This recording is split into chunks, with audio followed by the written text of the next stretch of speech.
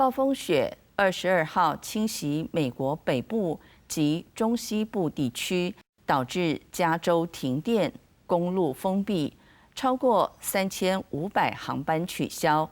北达科他州预估将会出现摄氏零下46度低温。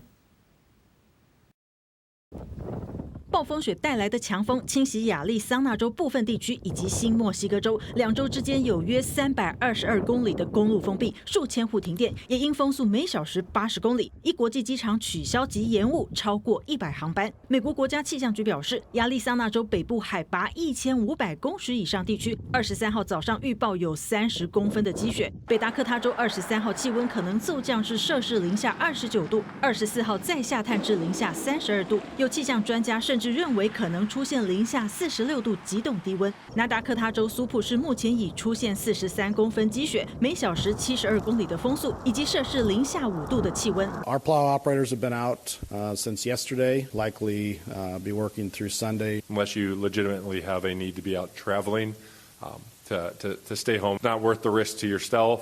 这场暴风雪还要持续数日，目前已在加州造成停电，国际机场关闭。22号上午已有上千航班取消，并在包含新英格兰在内的东部地区降雪又降雨。当局已经警告驾驶人注意路面湿滑。马里兰州电线杆与路树倒塌，并被冰雪覆盖，可能会在22号晚间及23号上午停电。不过，全美并非都是天寒地冻，大西洋中部多州往南到佛州预报可能出现创纪录高温。现在是2月，却已经有4月天的感觉。公视新闻黄苑玲编译。